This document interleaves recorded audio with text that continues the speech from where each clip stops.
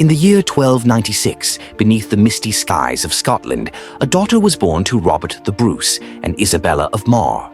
Her name was Marjorie Bruce. From the moment she drew her first breath, the weight of destiny pressed upon her. Her parents, bound by deep love, dreamed of a peaceful future for their child. But fate, cruel and relentless, had other plans. Tragedy struck swiftly. Isabella of Mar, her mother, succumbed shortly after childbirth. The light in Robert's eyes dimmed as he cradled his infant daughter, whispering, "You are all I have left of her." In the cold chambers of their castle, the cries of the newborn mingled with the quiet wails of mourning. Marjorie grew amidst the looming shadow of her mother's absence, her father's grief shaping her early years. But even as a child, there was a strength in her, a defiance against the storms of life. She would sit by the fire, clutching the brooch her father gave her, staring into the flames as though daring the world to challenge her. At 6 years old, another change came. Robert remarried, taking Elizabeth de Burgh as his new wife. Elizabeth was kind but distant, and Marjorie, longing for her mother, found solace only in the rugged beauty of Scotland's wild lands. The laughter of other children faded into the background as she walked alone among the heather, a princess without a kingdom. A child without a mother. Then the storm clouds of war gathered. Her father, torn between love for his family and the call of his people, made a fateful decision to join William Wallace in the fight for Scotland's freedom. One cold, wind-swept night, he knelt before Marjorie. "My little star," he said, his voice heavy, "I must leave to fight for you, for our land, but I will return." He pressed a small silver brooch into her hand. "This will protect you." But even a king's promises can break. In 1306, after years of battle, Robert the Bruce was crowned King of Scots. The halls of Scone Abbey echoed with cheers as Marjorie, now 9 years old, stood beside her father, proud and hopeful. For the first time, she felt the power of her lineage. She was a princess of Scotland, but her joy was fleeting. 3 months later, disaster struck. At Methven, Robert's forces were crushed by the English. The family was thrust into chaos. Robert, desperate to protect Marjorie and his queen, Elizabeth, sent them north with his sisters to seek sanctuary. Marjorie clung to his hand as they parted, her voice trembling. "You said you'd come back." He knelt, his eyes clouded with sorrow. "I will, my little star. Be brave." The group fled to Kildrummy Castle, but their sanctuary became a trap. Betrayed by allies, they were surrounded by English forces. Fire and smoke consumed the castle as the Earl of Ross seized the women.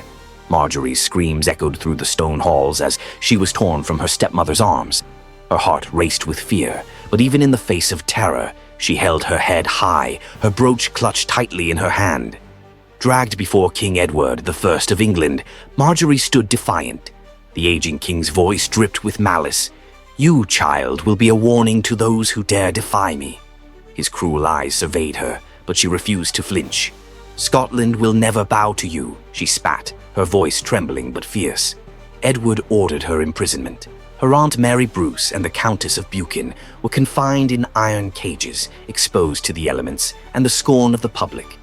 Marjorie, though spared such cruelty, was sent to a convent, locked away from the world she once knew.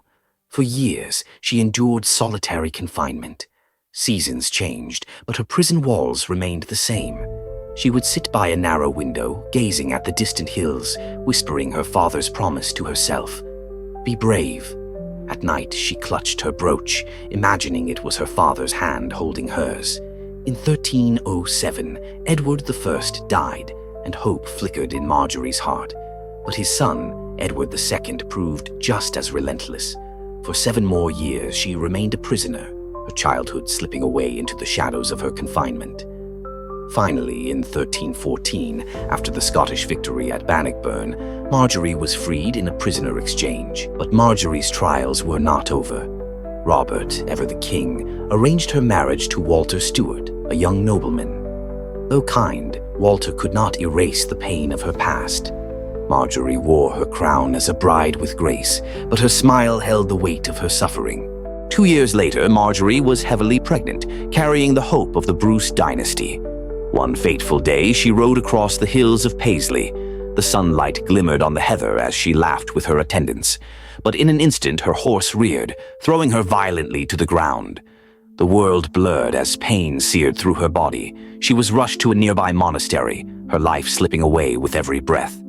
The monks, desperate to save her child, performed a crude cesarean section. The baby, Robert, was born, his cries piercing the silence.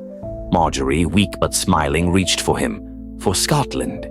"My son," she whispered, before the light in her eyes faded forever.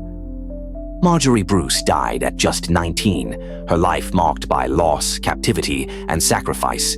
Yet her legacy endured. Her son, Robert Stuart, would grow to become Robert II, the first of the House of Stuart. From her suffering sprang a dynasty that would shape the fate of Scotland, England, and beyond. At Paisley, a cairn marks the spot where Marjorie fell. Her story is carried on the wind, a tale of resilience, courage, and unyielding spirit. She was more than a princess. She was a symbol of Scotland's heart, unbroken even in the face of relentless storms. Through captivity and sacrifice, Marjorie Bruce became the mother of a dynasty.